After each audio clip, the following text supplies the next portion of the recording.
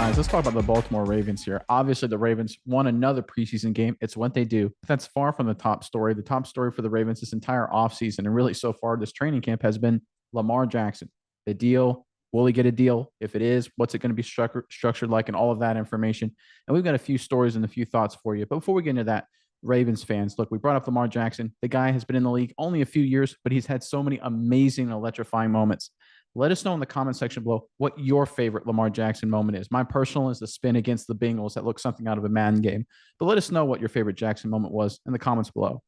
But Miles, I'm going to go through these three quick little stories here all about Lamar, and I want your thoughts on the other side of it. So according to Albert Beer of SportsIllustrated.com, the Ravens were preparing to meet the Josh Allen threshold of $43 million average annual value for Jackson. The team matched that in their 2021 offer. It's not known how many years the Ravens proposed or how it was structured, but Jackson didn't bite. He held on that. On that note, Lamar Jackson has set week 1 as a deadline, this is according to NFL.com, for any more contract negotiations after week 1, after the Ravens open up against New York Jets. He will no longer have discussions this season about his contract.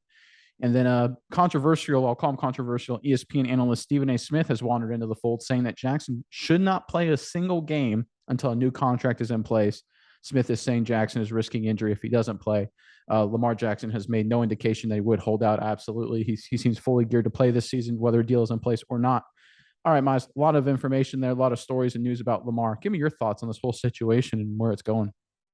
All right, Nick. First off, my favorite moment is the poop game. It's by far comeback Cleveland victory. So that's my favorite moment.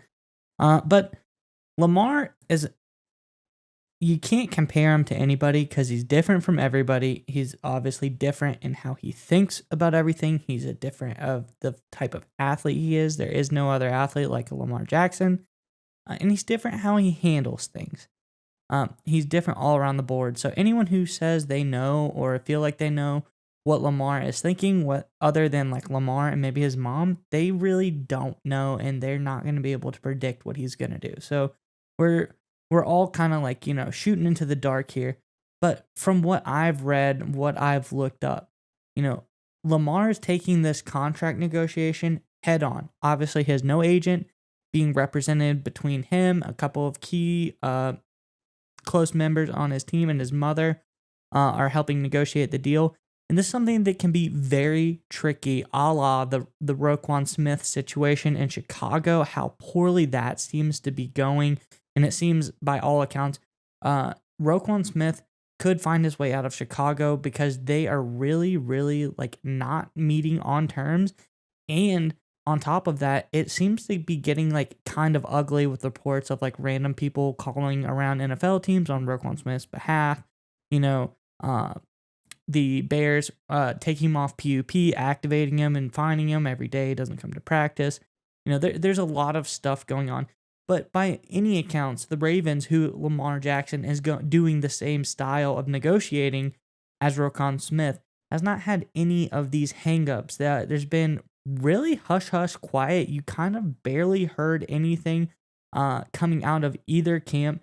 And I think it's because they're trying to be respectful of each other. Obviously, in a situation like Roquan Smith, he would say like, hey, I think I am worth X dollars. And the Bears come back and say, listen, you aren't worth X dollars because this player, and this player are better than you. This is why they are better than you. And this is what we think you are worth. And that can really hurt somebody's feelings. And that's why having an agent as a buffer is nice sometimes.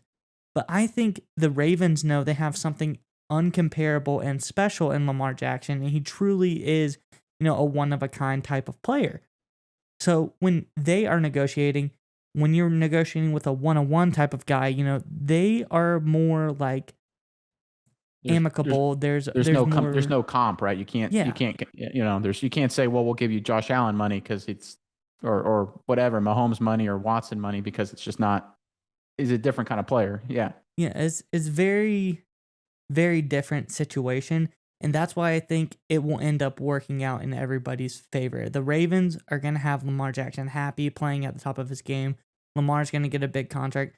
I think that is the style, and I think this is going to be, set the benchmark for players who are superstars on their team for years to come as a style of negotiating that they're going to do. Yeah, and I think the thing that's interesting about the whole Jackson deal, obviously him being represented by his mother and some close friends and advisors, like you mentioned, is that there is this notion that players need agents or things like that, or business consultants in this arena to kind of help them through all these tough business decisions because they can't handle it. Well, Jackson is proving that these guys can. And because every move that Jackson has made here, especially these most recent moves, just show sound business sense. So think about it. Like if you're trying to sell your product or service, which is what Jackson essentially is trying to do, if the demand and the price for your product or service is going up, why don't you play it slow and wait until the price is correct, right? It's like the trend is his friend. You know, it's not like he's a running back where the contract value for running backs is plummeting. Quarterbacks is going up. The salary cap is going up. So those contracts are going to keep going up and up and up. Obviously, guys like Watson and Murray signed deals. Joe Burrow's deals coming up soon. Justin Herbert too. If Jackson just waits it out, more and more money is going to be spent on quarterbacks, and that baseline is going to get raised. So again, sound business sense from there from Jackson. But the other side of the coin, and this is where Jackson really looks smart, he understands the competitive landscape. Think about it 2 years ago in that division, right? The Bengals were a disaster. Steelers and Roethlisberger were getting old. You know, the Browns had Baker Mayfield, and they were doing Browns things. Now they fast forward 2 years. The Browns have Watson, so whenever that gets resolved, they'll be better at quarterback. The Bengals have their guy in Burrow, and the Steelers have either Pickett or Trubisky. So, you know, they're a little bit better. They have a future outside of Roethlisberger. The Ravens can't afford to let Jackson walk because then they're the fourth worst quarterback situation in that division. That's not going to fly. So Jackson, to his credit, did everything really smart here. And the Ravens management side, they have to know this, and they're kind of in their, you know, it's like the old Ron Burgundy thing. I'm not mad. I'm impressed, right? Just because how smart and savvy Jackson and his team has been here. And I agree with you 100%. It's going to work out really well for all sides. Jackson's going to get a deal. And I really like your point. It's going to be a great one-of-a-kind, unique deal for him. And the Ravens are going to be happy to do it because, one, they kind of have to.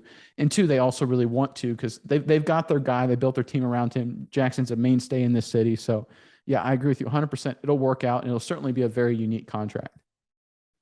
All right, Nick, it's time to get your internet privacy back today on every device you own in any country you want. Don't let anyone but you control your internet. NordVPN keeps you safe from prying eyes wherever you go online with their military-grade encryption. Is your favorite Netflix or streaming content blocked in the US? You can simply connect to one of the many countries available with NordVPN and get the access you need. That's right, Maya. So right now, get our exclusive NordVPN deal here at nordvpn.com/SMI. It's risk-free now with NordVPN's 30-day money-back guarantee. Again, get that exclusive deal, nordvpn.com/SMI.